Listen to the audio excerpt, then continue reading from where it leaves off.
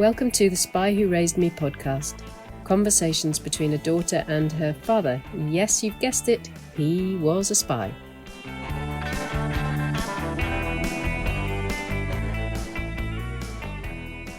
So, Dad, we're sitting in Aberdeenshire in my husband Mike's furniture workshop because it's the only cool place.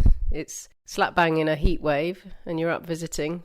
I don't think the temperature that we've reached is as high as it is in the south of England, which is merciful, really, because I think they're experiencing 36 to 40 degrees Celsius. And we are a cool 28 or 29 here, weather that we don't normally experience. But still feels hot. It does. So we're cool in the workshop, and we've just been discussing Ukraine and Russia. So we've been in this awful situation where Putin ordered an invasion of Ukraine, and it's really made us think about and talk about Dad's career in intelligence. And one of the constants in your career was Russia. Why was that, and what do you think about what's going on in Ukraine now? Well, I think there's always been an awareness that Russia has the potential to be a very bad neighbour in Europe, but also across the world. And there have been so many instances of aggression and of Russia seeking to bring back territory that they felt was part of the Soviet Empire before 1989, before the collapse of communism. So it has reached a point where all the pundits are scratching their heads because the invasion of Ukraine has had repercussions across the world, not just between Europe and Ukraine and Russia, but all the big powers are being affected in some way and are beginning to change their approach. America is probably case in point, certainly in Europe, with the complications of Brexit as far as Britain's concerned, but also with the threat to some of the historically neutral countries like Norway and Sweden, who have always vowed not to be part of NATO and to do the thing which they've done exceptionally well during the Cold War, and they have kept their neutrality. But now with the pressure of Ukraine and Putin, who seems somewhat demented to the rest of the world, but he has such a clear vision, I think, as he sees it, of grabbing some of the land that heretofore was part of the Soviet Union. So his strategy is obviously to try and take back some of the areas like Crimea, like Georgia, where he feels that Russians are in control or should be in control. So this is why in that part of the coast of the Black Sea, he's trying to negotiate a means by which he can take control of larger areas. And this is a great fear in Germany and in other countries in Europe. And of course, economically, because of his control over energy supplies, he has a very strong hand to play. And of course the Europeans are now sitting back thinking, oh my God, why did we agree to signing a deal giving us our energy almost predominantly from Russia? So Russia now can control that. They can turn on the tap, they can turn off the tap. But also with the added shock of invasion in the Ukraine, and with the arsenal of weapons they have now, which are not just battlefield weapons, but weapons that can threaten, well, as far as America. They're so well organized that we just have to wait and see what the next move is from Russia. Politically, diplomatically, what do you think is going on in the intelligence circles, or what has been going on since Russia invaded? Give us an insight into what sort of conversations, what sort of international relations, what sort of changes to international security will have happened as a result of this invasion? Well, I think it's changed quite markedly since the 80s, where it was a question of having targets that were of interest to the security services in the UK, in America, in Australia, and New Zealand. And that has changed so much in the last few years. I mean, the types of weapons they're using, the types of communication they're using. It is now very difficult with the present communication setup to control what's being sent. And also, the Russians in particular, probably to a lesser extent, the Chinese have the ability to corrupt the communication channels between the Allies and between European countries and so on. So cybersecurity is such an important part of how work is done now. And of course, America, I think, has been slow to react to that, as has Europe. And everyone's beginning to realise that they have to get control of that. The Chinese, the Russians may be working together, they may not be. But it's a huge threat when your own communications are not secure, when systems of collecting information is corrupted by the Russians and by the Chinese and by other countries. So they're never quite sure whether they can be certain of cybersecurity, which is a massive consideration if you're looking at a potential invasion of the whole of Europe and not America. I don't think the Russians would contemplate after the furore in the 60s when they got into Cuba with nuclear weapons. So that point about cybersecurity, how does the intelligence community, so the US, Europe and other allies, how do they defend themselves from that cyber threat? Is it just a case of keeping one step ahead of the Russians, or are there other techniques that you think that they will be using? Well, I think the problem is it's so complicated now because the Chinese, I think, probably, and Chinese in particular, have been aware of the possibilities of corrupting intelligence collection by other countries. But of course they have been instrumental in providing a lot of the components that are used in modern communications, chips and things like that. I mean, they control not just the manufacture of those things, but also the source of different chemicals that they need to provide that. So that's why in the last decade probably the Brits have been conscious of this massive threat and of the possibility of all the communications being subverted or misdirected, in the sense that when they send data information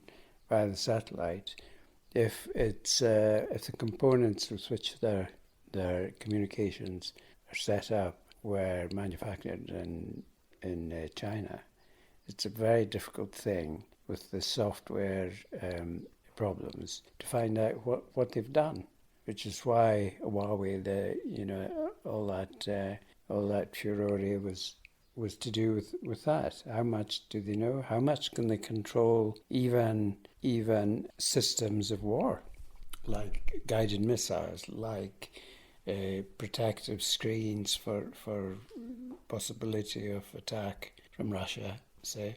And I mean, all of that is just a huge worry for people, and we're slow to begin, I think. China, in particular, over the last 20 years, maybe more, have been creating an empire which is fairly docile, not aggressive, very intrusive into all these countries where essential chemicals are are necessary. They've invested in them. They're now in control of huge parts of the world where they have unlimited access to all those things that are required for a high-tech communication system. And I think the Americans are just beginning to realise that. And of course, they have a lot of Chinese people who are learning how to put communication systems together in Silicon Valley and places like that. Now, to what extent those people who have been experimenting and supporting investment in America and in Europe, to what extent some of the systems have been, without the host countries knowing, have been incorporated in these now they are supplying for the rest of the world. So it's a very, very complex situation, and of course you can see that by the way the Brits and by the Americans and the whole of Europe have now increased dramatically the amount of people who are working on cybersecurity. Yeah, and of course GCHQ has invested a huge amount into cyber. They've got a new facility in London. Well, they've ramped up their recruitment and also their outreach into the community to try and find good people to go and work in GCHQ because of this cyber threat. How far do you think they will have come in those years since they've ramped up their cyber focus?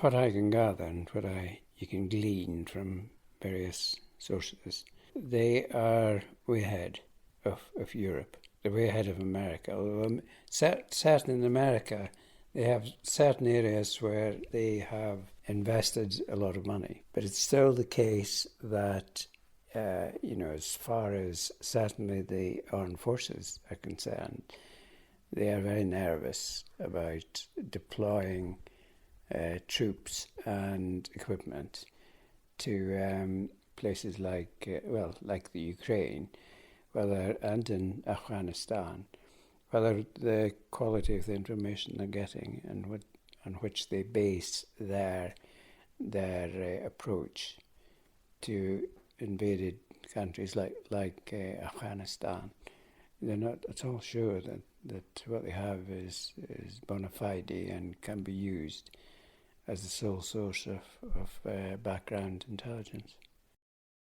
So what other sources would they be using? To get that information? Well, I mean, they use the normal, using diplomatic sources, but also targeting, I guess, some of the leaders who are like Putin, to try and build up a picture of what their thought processes might be, because it's not just a question now of wondering whether countries like Russia can be a huge and potent force in attacking other countries. We know they are. We know they're ahead, some of them, and we know that energy and supply of gas and of oil and so on is such a crucial factor, because they know that they can turn the tap off and cripple a European system that depends so heavily on energy. And why those countries, particularly Germany, were foolish enough to sign into that. And it just shows you that the economics of countries and areas has changed so dramatically. For sources of food, heating, aging populations, increasing populations, all of those things are factors. And of course, the supply of energy is a nerve centre, because if you don't have gas, if you don't have various things, if you don't have the supplies that should be coming in and from other countries like Africa, like the DRC, like Kazakhstan, there's so many sources now of essential chemicals from other countries that we've just missed the plot, I think, in all those areas, which are Manchuria too is another one I can think of, where they've been working away, the Chinese in particular, looking for sources of energy that they can control, and that has put the whole of the Western world in a predicament that none of them foresaw, or at least if they did, they aware of the seriousness of the situation. Yeah, and it takes me on to thinking about sanctions. You know, they're all well and good, putting sanctions on Russia, but some countries, some companies really struggle to separate those ties because they're so dependent on energy from Russia. So we can sanction and stop imports and stop money movements, but as long as that energy supply is still there, as the world prices have gone up to the level that they are, then there's still a steady supply of income for Russia to be able to fund what it needs to do in Ukraine. Absolutely. And of course, energy means food, because you need energy to manufacture fertilizer. You need money to be able to store huge amounts of food, as is the case in Ukraine, where they have huge storage areas for different types of grain. I mean, they have produced 10% of the food in the civilized world. So here we are with a situation where in Odessa and other points across the Black Sea, there are huge amounts of grain from last year, and they can't move them. And now it sounds like, whether it's true or whether it's not, the Russians are beginning to move some of that, especially in the Donbass and that area, which makes you think, well, what should they be doing in the Black Sea? Because the Black Sea, as they have access to it, so has the Ukraine, so has Turkey, so have a few other countries. And you would think that if there was a pinch point now in that area to make sure that at least parts of the rest of the world could benefit from those huge stores of food, that as with the battleship that was sunk in the Black Sea a few months ago. I mean, that sort of thing will harass the Russians and perhaps make them reach a point where they're thinking, well, this isn't working. But whilst they've got that, and as you're saying, Jane, the fact that they have control of the energy, they're so strong. I mean, they're really so strong, and it's going to be so difficult to do something. The Ukraine, we're lucky that the Ukrainians are so well organised, and you know, politically, but also with their armed forces. I don't think anybody realised they were so dedicated to King, and I mean they managed to subvert the Russian invasion in various places. But when you see the absolutely unbelievable amount of weapons that Russia has stored over the past 2 decades or so, I mean it's incredible. And so, but the Ukrainians, given the circumstances, given some support by other countries, given some systems that can nullify the Russians with their superior weapons, they've done a fantastic job, really. Yeah, I agree, Dad, and it's interesting, heartening, just sobering to see how Ukraine has responded. I mean, there's such patriotism, such love of their land. Those poor people have been through so much, destroyed everything that they have. And under great leadership, I mean, Zelensky has been tremendous, hasn't he, at rallying his opponents in the political sphere to support him, his decision-making, the country.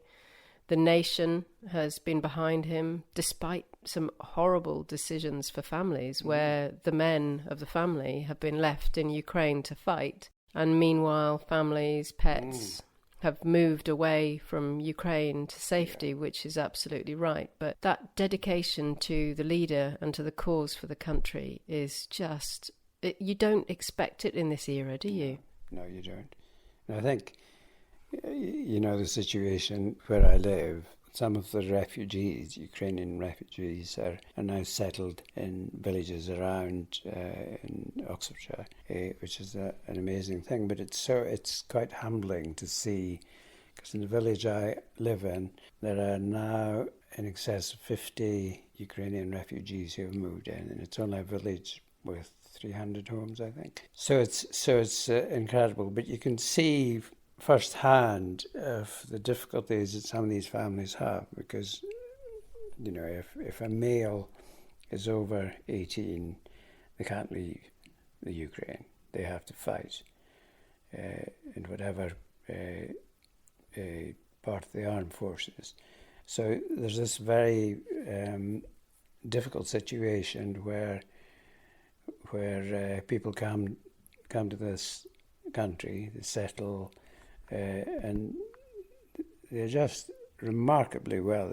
They're just fantastic people. But you'll hear someone talking to their husband who's in the front line, and you can hear the sound of shelling and so on. It has. I've spoken to some of the people living in your village in North Morton. It's been just wonderful to see how the community has embraced people from Ukraine, mothers, children, godsons, nephews, just that.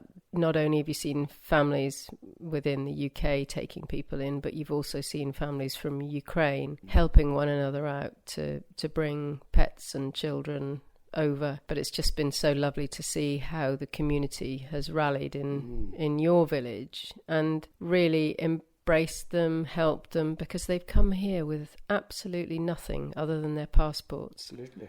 And they have to set up their lives from scratch. They've got no money, they've got no citizenship, nowhere to go to school, so they've come needing all of that set up. So the families have not only welcomed them in, but they've also sorted out everything that they need in their lives. Dentists, doctors, all of that. Social security support, hospital appointments, doctor's appointments, getting started at a new school, just... Oh, it's never ending.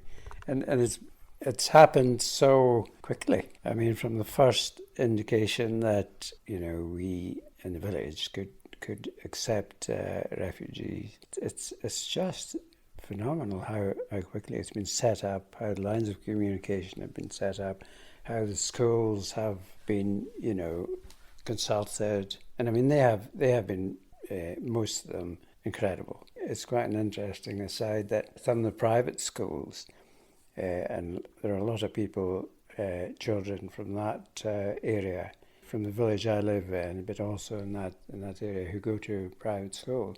A lot of different private schools, some are quite prestigious, and it was quite an interesting thing to observe how quickly local primary schools and secondary schools reaching out to the refugee children. Within weeks of them arriving, they were saying, oh, well, we could maybe do this. I don't think the private schools were quite so forthcoming. But there has been some lovely stories of 100% support for, for bright children, to go into, other forms of education, private grammar, because they were on a really good trajectory back in Ukraine. And it's been great to see those examples, as well as the state schools welcoming them in. And gearing themselves up to have language skills to be able to support these children as they come into school. Some of them don't speak English. Some of them don't speak English, but they have an aptitude for language, and it's amazing how quickly. I mean, a lot of the villagers have got together, so they have a class of, I think it's 4 villagers, people who volunteer, to go and set up a language training thing in the village hall, which is great. But and it's interesting to see too the disparity in education facilities throughout the United Kingdom. One very bright young Ukrainian who moved into the village a few months ago, he was saying he's contacting a couple of the universities, and he said, and I think Glasgow University might be a place. And I said, why Glasgow University? He said, well, it's got a good reputation, but also you don't have to pay. And it was interesting. I know there was a family in your village where there was a possibility of a one of the children going to a private school. And the mother made the decision, absolutely correctly for her circumstance, that the school was a long way away. She didn't know how long that school would support her child. And also it was likely that she was, as her mother, she was likely to be working in the town where the local comprehensive was. And so for her, the practical and the right decision was for the child to go to the local comprehensive, where they could travel in the morning together. It would save them cost, a free bus that would take them in. So the practicalities of living have dictated a lot of the decisions that the families have made. Yeah, that's true. I mean, all of them seem very sensible, and the interesting thing too is how quickly they have become a group, not one that's a divorce from the activities of the village, but one that's seeking to join some of the committees. To be a part of that community. And one really good example, Dad, was the project you started during lockdown, which was putting up polytunnels on community-owned land, and you gained funding from the local community council to put up those polytunnels. Well, number 2 is going up now. And you've said that that's been a real draw for the Ukrainian people in your community. They've come, they want to grow things. Yes. Yeah, they love doing that. So now we've encouraged them at the very beginning, and some of them live quite close to the project, and they come now. So they'll come and say, "Oh, we got some cabbages, and we got this, and we got," but they don't stop there. Then what happens? A couple of days later, they'll come and say, "Oh, we've made this," like salads, or there's one dish where they chop up various things like beetroot and other vegetables. Of course, borscht. They've planted loads of beetroot and radish and pumpkins, and they're chatting all the time, saying, "Hey, we could do this, we could do that." And you heard about the event they organised themselves, no help from the village, in the recreation ground, and they set up a couple of weeks ago. Very secretive it was. They weren't telling us what they were intending to do, but when it happened on the night, I think there must have been about 120 people who came, and they had made all the food, had dressed up in national dress, they'd done the Ukrainian welcoming dance, where they all 50 or however many there were, stood up. One little girl did a wee bit of tick-tock out dancing, and one was an opera singer. So all this was going on. It was bizarre, because they would come as people came into the recreation ground. They were coming up and welcoming them. Those who spoke English were saying welcome and come and have a drink, and it was incredible. What a lovely thing. It shows how grateful they are and how much they want to share. Their culture comes back to that point about how that sense of pride, national pride, is just so strong in Ukraine. Incredible. And we've seen that at every turn in this conflict, haven't we?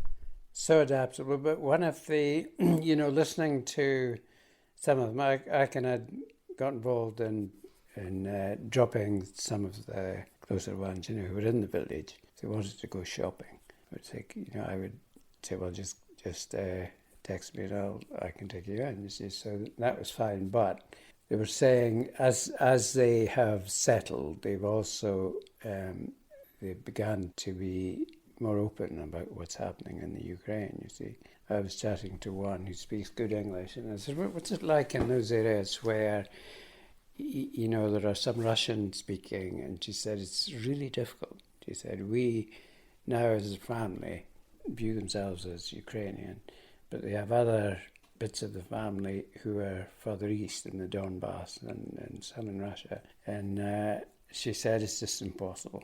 there is so much bad information.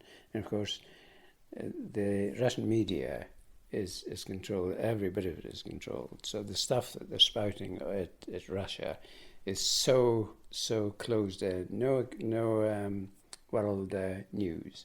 It's all done to say to Russian people, in the Ukraine too, and the Ukrainians, we're doing this. It's not a war, really. We're doing this. It's a military exercise, which is absolute nonsense, of course. So they're all. It's created a lot of divisions between the Ukrainians and the Russians in that area.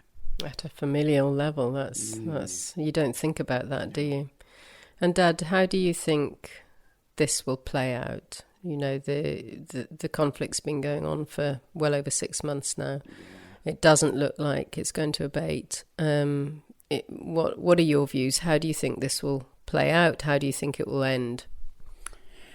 Well, I think it's so difficult because, I mean, we've now got America, who've taken quite a strong hand in it, having, I think, lost their ascendancy in world politics because of Afghanistan, basically.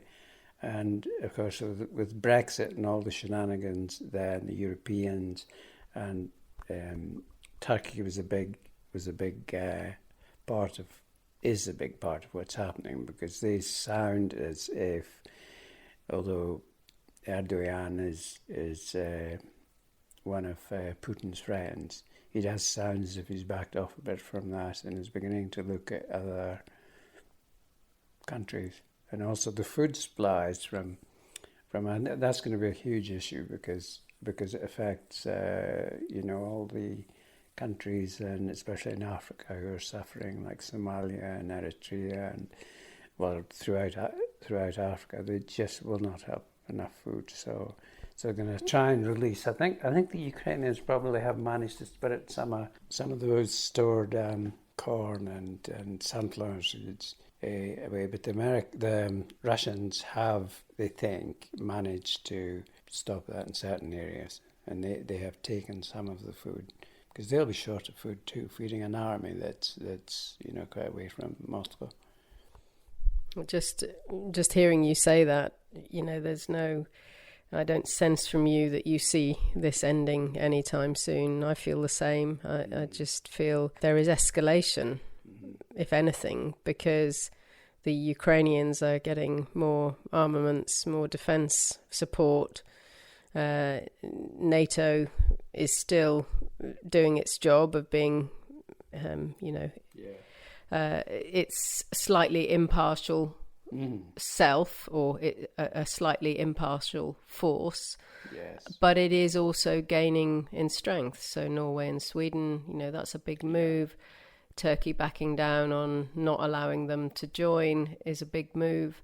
So yes. There are some big things happening within the defence world, but I don't see an end to this anytime soon, which is gravely worrying from a practical point of view. Energy, food, inflation, but also from a world security perspective. Yeah. If anything, one positive thing that will come out of this is that international relationships post-COVID, where most countries became very nationalistic, focused on survival of their nation, getting people vaccinated. If anything, it has opened up the world to unite, some parts of the world to unite over this issue. I think that's true, and I think that's a good thing that should have happened. But we're still, some of the Western nations, Europe and America certainly, they have ambivalent views on refugees, for example. I mean, this is huge. Climate change, with the lack of food, with the increase in population, the numbers who are appearing, it's going to be a big and bigger problem. And people, maybe predominantly from Africa, but also other poor nations, they're going to start up the tempo, and they'll be looking for settling in other countries. in our attitude, and I think probably Americans' attitude, it's such a controversial thing. And I mean, I kind of, when you look back at Angela Merkel and her famous weekend when she let in, I don't know how many, was it 1 million or something, or 500,000 refugees? Yeah. I mean, she's East German, so that would probably have affected her. But I mean, we're going to have to relax in the number of people we're allowing to come in, and sending them off to Rwanda, for example, is just, wow. Yeah. Well, let's not get on to Boris Johnson and his politics. We'll be here for another 3 hours. It's just laughable. It is. So yeah, so that's all interesting, Jenny. And I think, future podcasts, we now have, I mean, we haven't made podcasts for quite some time, for the simple reason that so much is happening. You feel now that there's so much happening that not up-to-date podcast on what is happening, maybe with a different view. And there's some of the reporting that we're hearing now is just fantastic. Like John Simpson and others who are really digging in and getting some valuable stuff, from Ukraine, within Ukraine, but also in the Russian area. Yeah, we're ever grateful to our media, and we're so lucky to have media that's free, yes. and that are funded to be able to go out and tell these stories, and long may that continue. And dangerous. I mean, some of those assignments are, yeah, they take on such a huge personal responsibility, don't they? But anyway, Dad, that's 40 minutes, it is, and it's been absolutely lovely talking to you in person. We don't see enough of each other, and I do love listening to you. I always learn so much about your views and your past and your thoughts, and you think deeply about things. You listen to so much, and you've had LBC up to your ear for the last 24 hours listening to what's going on in the world, and that's such a healthy way to live your life about what's going on in the world, keeping up to date and having debates like this. So thank you. I think it is. I think it's wonderful. You think it'll make a difference in the long run? All this navel gazing and looking to see whether our system, political and economic, think we'll look back in 5 years' time and say, well. I hope so. I think conversation is the starting point for resolution. And I think if more people talk about their differences as well as where they agree, then, and I wish Zelensky and Putin could do that, but it's not going to happen anytime too soon. So in the meantime, we'll watch on and see what Putin's going to do. The dog litter bin in the village where somebody has put on a dog poo. Round the back of the bin, they put Putin. Well, on that note, let's go and get a glass of homemade elderflower cordial, which is fermenting, so we might be a bit sozzled after we've drunk it. Lovely, that's great. And I think the sun is it behind the clouds now? I think it might be. It might be a little bit cooler out there. Thank you, Dad. Love you.